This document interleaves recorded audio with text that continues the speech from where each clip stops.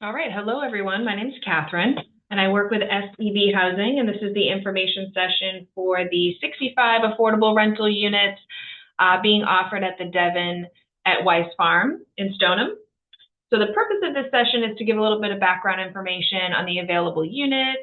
I'll also cover the application, the eligibility, and lottery processes, and what to expect after the lottery drawing itself. So if you have any questions during this session, you're encouraged to either type them into the chat in Zoom. When you came into the session, you were muted just to minimize any outside noise, but I'll be asking throughout the presentation as well if you have any questions. This is a live session. You heard as you came into the meeting, it's being recorded, and that's because it's going to be available for viewing on SEB Housing's YouTube channel. So it'll be there tonight for anyone who wasn't able to join us that wants to watch it. So just for some quick background information on who we are. So SEB Housing, we are we're an off-site affordable housing consulting group. So we've been hired by the developer to market the affordable unit, conduct this information session, collect and review the lottery applications that come in to determine applicants' eligibility for the affordable housing program. So in the initial phases, we're your main contact rather than the management office. But then further along in the process, you'll be in touch with that leasing or management team over at the Devon, and they'll be your main point of contact after the lottery. So there's a few steps in this process. The first is applying for the lottery and being found eligible based off of what you self-report on your application. That is the point, in the process where you'll be in touch with SEB Housing, and we can answer any questions you have on the application. And then later on in the process, so after the lottery is run, if your position on the waiting list is high enough, you'll be in contact with the leasing office to do their lease eligibility screening. That's separate from SEB Housing screening for your program eligibility. It might include credit checks, rental history checks, background checks, that sort of thing you might be familiar with if you've rented in the past. If you're found lease eligible, you'll be able to reserve one of the affordable units, and then you'll be referred back to SEB Housing to complete your program certification with us. Because to actually have a place in this lottery, you only need to self-report your income on the lottery application. So you'll be referred back to SEB Housing to complete that program certification. And that is the point in the process where you'll need to supply verification and supporting documentation of your assets and income and tax documentation and things like that. So once that screening is complete, you'll be able to sign your lease with the leasing office. So if you haven't already, you're encouraged to go to SEB Housing's website and click on Affordable Housing Opportunities. When you do that, you'll be able to select I want to rent, and it'll take you to a page specific to the Devon at Weiss Farm. So that page has a downloadable version of the application. It also has a link to the lottery application, which is on your screen now, this jot form link here. That is the online application. So we encourage anyone who's applying to complete your application online, because it will be the quickest way to apply and ensure that we receive your application right away. Once you've submitted an online application, you'll receive a confirmation email. That's just kind of a bounce back email that immediately is sent to you. But then a week or two later, once we've actually reviewed your application, you will get a more personalized email from us. If for any reason filling out the application online isn't something that you want to do or that you're able to do, you can download the lottery application as a PDF and email it into us. You can fax it into us, you can mail it into us, or you can request a paper copy of the application from us as well by contacting us. Whichever one of those ways is easiest for you.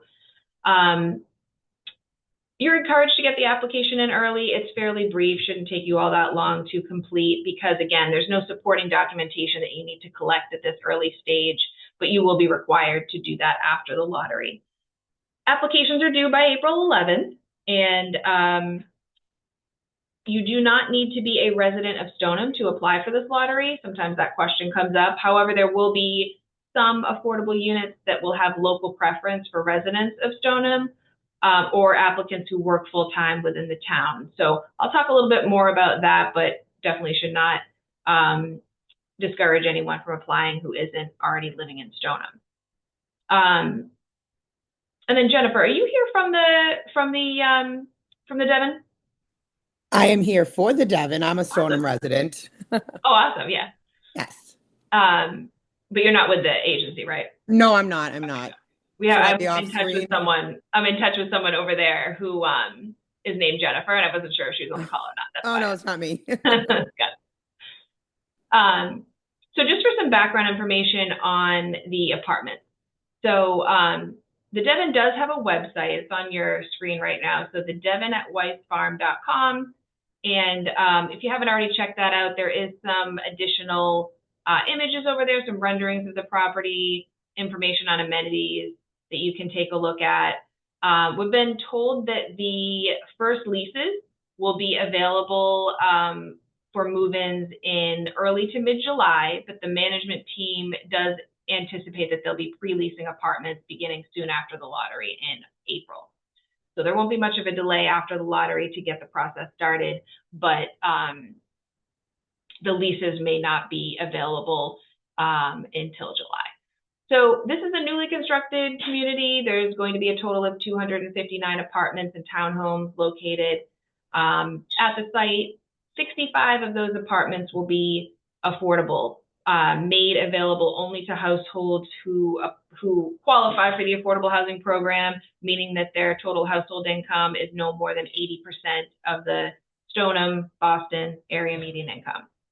63 of those apartments are going to be within the 5-story multifamily buildings that are kind of at the center of the property. And then there's also 2 additional affordable units that are going to be townhomes. Those are separate from the the area with the amenities, the pool, and all of that, in smaller buildings that have 3 units per townhome, and those are 3 bedrooms. So you can see some of the amenities here listed. So the central AC, large closets and windows, modern finishes throughout, and there's free parking for residents. There's a pool, a fitness center, lounge, clubhouse, and some other amenities there. Pets are permitted, so it's a pet-friendly community with a fee for both cats and dogs. And then tenants are going to be responsible for paying gas, heat, and hot water, electricity, electric cooking, and the water and sewer charges. You can see that the affordable rent amounts that have been calculated already are on the screen here. So there's 7 studios. Those will rent for $2,131. There's going to be 24 one-bedrooms that will rent for $2,426. There's going to be 26 two-bedrooms that are renting for $2,717. And then there's 8 three-bedrooms that will rent for between $3,005 and $3,009. There's just a small window there because of the utility allowances that we deduct from the gross rent.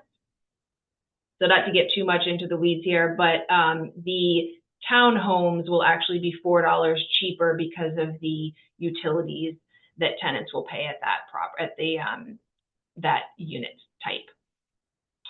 So these affordable rent amounts are not set in accordance with any household or applicant's income. So what I mean by that is these are the rents. They'll stay the rents until potentially any sort of rent increase after your first year. And for this housing program, the rents are set using a formula that's based on the federal housing and urban development, so HUD's area median income for the Boston area. And like I said, the rent will not change within your first year of your lease. Typically, there's a small increase, sometimes larger than others depending on the year, but there would always be advance written notice given to all residents, and it could never occur within the first year of within a lease term. We've been told that the market rents for the units in the building. They're between $2,600 and $4,500. So, obviously these affordable rents are discounted from those. And we do anticipate that there's going to be more interested and eligible applicants than there are the 65 available units. So that's why we're having a lottery for this. There's going to be, a drawing later on. I believe it's next month for these units. And everyone who applies for the lottery will have a place on the waiting list that are created after that lottery drawing. So in terms of who's eligible for the affordable housing program, so there's some criteria for that. And the first is that households have to qualify under the maximum income limits that you're seeing here. So if you're a two-person household, your total household income can't be above $104,200. If it is, you won't qualify for this opportunity. The second item to keep in mind for eligibility purposes is that household priority is going to be given based on your household composition, or just how many household members you have. For example, so if you're a one-person household, or maybe you're a couple who shares a bedroom, you're generally going to be considered what's called a type 1 household. And so, for example, you can apply for a 2-bedroom unit, but any larger type 2 or 3 households are going to be placed ahead of you on that 2-bedroom waiting list. And the affordable housing program is just designed like that to ensure that larger households are able to have priority for the larger units that they might require. The last two eligibility criteria here don't come up too often, but households can't own a home at the time that you're completing your income screening with us. So if you own a home now, it would need to be sold prior to leasing a unit at the Devon. And then finally, households can't have financial interest in the development or be considered a related party. So what that means is if you work for the leasing office or the developer, you wouldn't be eligible for this lottery. And so just to circle back, like I said, we don't need any income information from you yet, but eventually we will be calculating your total household income. So just want to give you a idea of how that is counted. So income for this program is counted as a projection of your income over the next 12 months for all household members. So that includes, bonuses or overtime, things that you may not have, you may not really know what this next year will bring, but we'll do our best to project that based on the past. And the only really exceptions to your income are if you have a minor living in your household, so anyone under the age of 18, say if you have a 16-year-old in your household who's earning a wage, we're not going to count that wage income. The only other exception is a dependent full-time student. So maybe you have a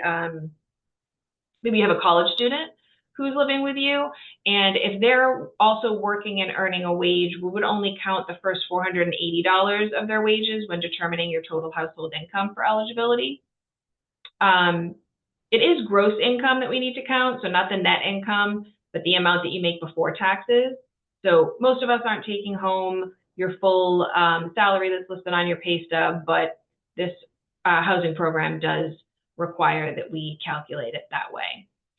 And then if you're self-employed, you will need to complete a profit and loss statement just to verify your business expenses and things like that. If you're not self-employed, we can't take into consideration expenses like healthcare premiums or anything like that, unfortunately. So depending on what your income source is, we may need to calculate or ask for different things from you to be able to verify your income. So for example, some people are, making a consistent wage weekly or biweekly. You're making the same amount every week, but then others might be seasonal or per diem. So we just need to take that into consideration. So when you're filling out your application, just make sure that you're filling it out completely, and there's regardless of whether or not it's online or a paper application, making sure that you're listing not just wages, but your correct assets, Social Security, if there's any, unemployment, pension payments coming into your household. There is no minimum income for the program. However, most think I have it on this, yep, on this page here. So most management teams, including the team at the Devon at Weiss Farm, want to be sure that all tenants can afford the rent, regardless of whether or not they're renting a market rate or affordable unit. And so the management company has set a minimum household income equivalent to 2.5 times the monthly rent. Those amounts are in the information packet. They're on the application. They're also on your screen right now. So if you are looking to rent a 1-bedroom, for example, you would need to have a total household income of approximately $72,000. I say approximately because the leasing office is going to have the final say as to whether or not your household qualifies for their lease parameters. And if you have, liquid assets that you're able to access to be able to pay the rent, they may take that into consideration when seeing if you have enough funds to be able to afford the affordable rent. But these maximum income limits are set in stone. So these are exact, while these minimum incomes could potentially be slightly lower based off of what the leasing office decides. The only households that don't have to worry about this minimum income, if you have a voucher, so if you have a mobile housing voucher like Section 8 or MRBP, you can disregard those minimum income amounts because your voucher agency is going to be paying a portion of the rent.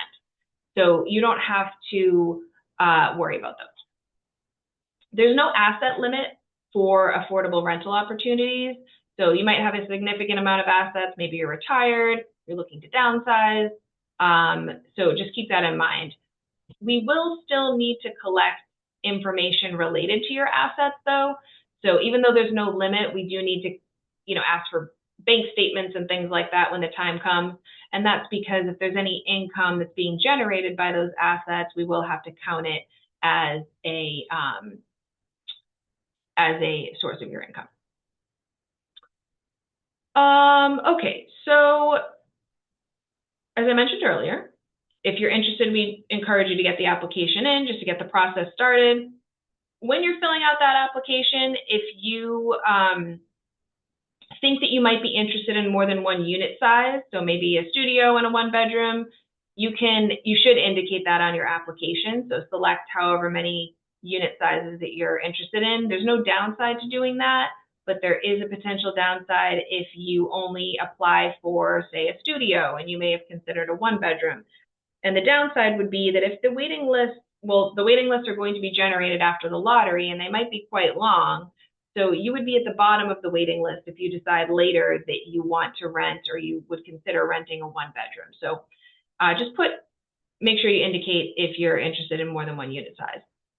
When we review your lottery application, whether or not it comes in online or by paper, we're going to contact you if there's any income information missing or if anything appears to be incorrect. It needs your attention and you'll be able to correct it and resubmit it before the deadline. And again, like I mentioned, if you're completing the lottery application online, you're going to get that instantaneous email that says we got your application. That is not coming directly from a staff person at SEB Housing though, so you'll have to wait about a week or maybe 2 weeks until someone has reviewed your application and gets back to you with hopefully your lottery application number if you're found to be eligible for the lottery. So just know that if you got that confirmation email saying that we received your submission, that it has been received. So if you're found eligible for the lottery, like I said, you'll get a lottery application number. It's in the form of a series of numbers, and it will be sent to you by email. So that's the number that's going to be drawn in the lottery. It's just meant to be an anonymous identifier, so your name isn't called during the lottery. It's not a ranking of any sort at this point. It just corresponds with the order in which we received your application and we approved it. So if you're the very first person to complete an application for the Devon, and have been approved for the lottery, your application number would be A.001, and it would just go up from there. That email with your lottery application number is also going to confirm whether your household applied as a local preference household, so a resident of Stoneham or someone who works full-time in the town. And if you indicated that you're a local preference household, you're going to have to submit supporting documentation after the lottery just to confirm that, whether it be a lease or a utility bill. And so just make sure that you're completing that accurately, because it could impact your placement on the waiting list. And the email is, you want to make sure that you're just reviewing that email with your lottery application number completely, because you want to make sure that all the information there is accurate based off of your household. So, because it's also going to say which unit sizes you applied for, as well as whether or not you indicated that you needed a disabled accessible or a hearing accessible unit. And applicants who need a accessible unit are going to have priority for those apartments over households who don't need the features of the unit. Also attached to that email is going to be a documentation requirements guide, which is basically just a packet that is giving you kind of a heads up of what we're going to need from you if you're one of the top households on the waiting list that is being invited forward in the future to complete the process and submit all of your income information to us. So it'll say how many pay stubs you'll need to submit, how many bank statements, that sort of thing. So just kind of keep that handy so you have some time to be able to gather that information. And then if at any point during this process you're found to be ineligible for the lottery, and you have questions on that ineligibility notice you received, just let us know, and we can answer any questions for you. So the lottery itself is going to be on April 29th. And keep in mind that you don't need to be present at the lottery, because all of the lottery results are going to be shared with households the following day or even that evening with the waiting lists attached. During the lottery, you're not going to know what your position on the waiting list is.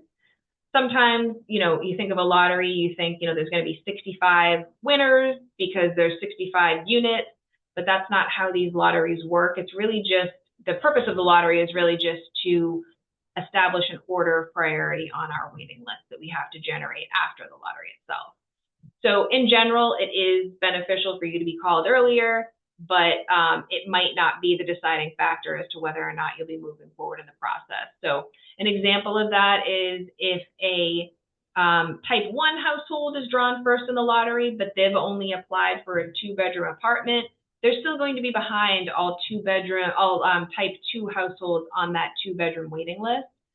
And then also maybe you're drawn later on in the lottery, and there could be several households ahead of you that are found to be ineligible by the leasing office, or ultimately don't decide to rent one of the apartments at the Devon. So you're not really going to know, unless you're way down the list, that you won't be called forward necessarily. So you may still have the opportunity to move forward if you're further down the list.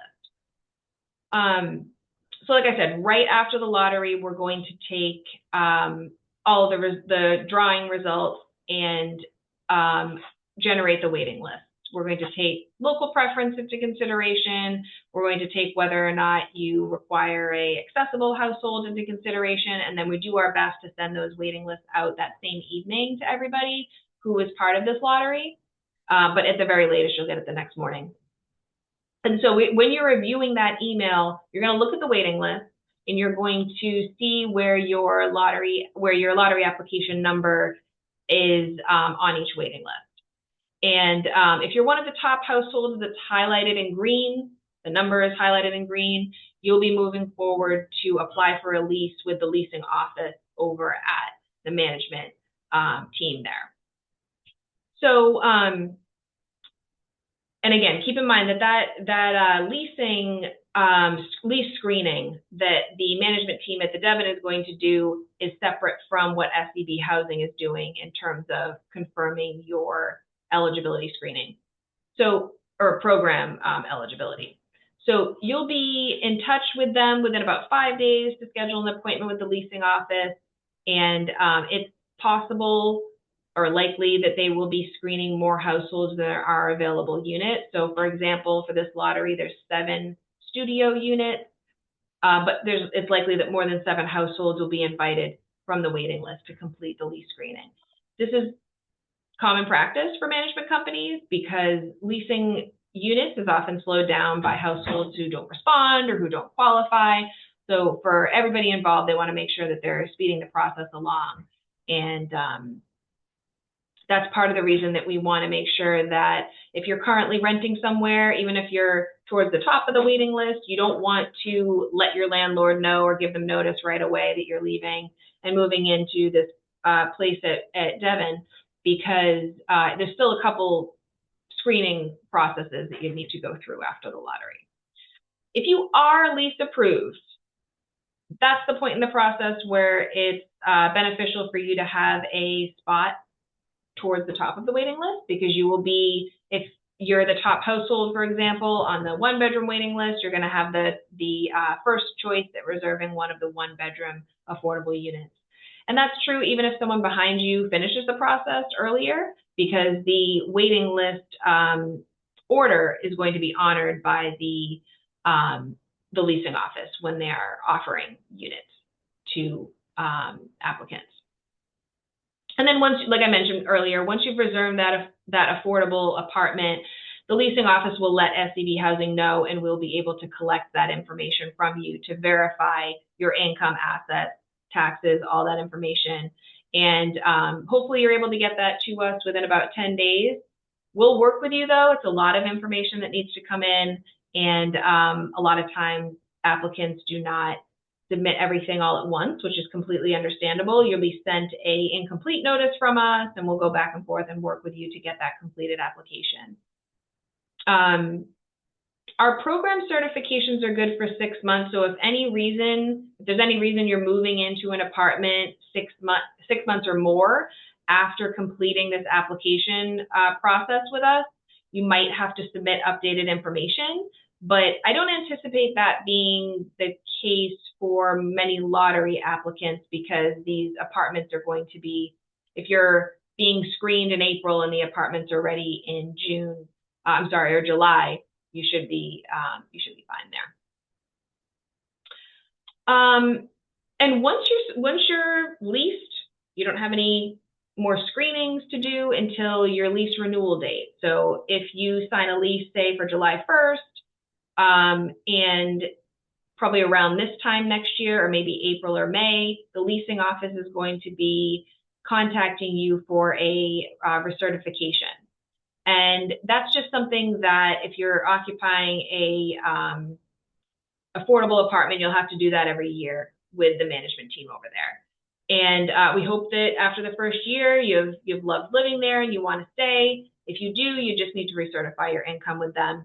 And if your income has increased between the time of your application for this lottery and the time of your recertification, that's fine. Households remain eligible for the affordable rent as long as the household income doesn't exceed 140% of the area median income. So to give you an idea of what that means, so a household of 2 applying for this lottery would qualify if their income was at or below $104,200.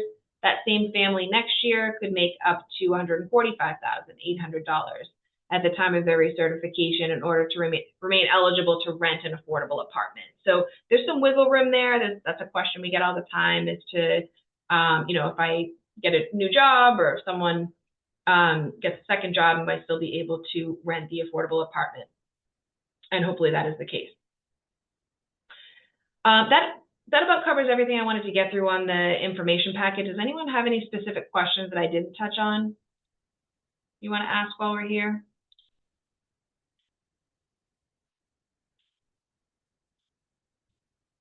I'll put it on the first screen here too, just to remind you that the deadline is April 11th for these applications for this lottery, and the online application, if you go to scbhousing.com and go to our affordable rental opportunities, you'll see this JOT form link along with a PDF for the information packet, which has a lot more information on this opportunity, and then the paper application if you choose to fill that out rather than the online app.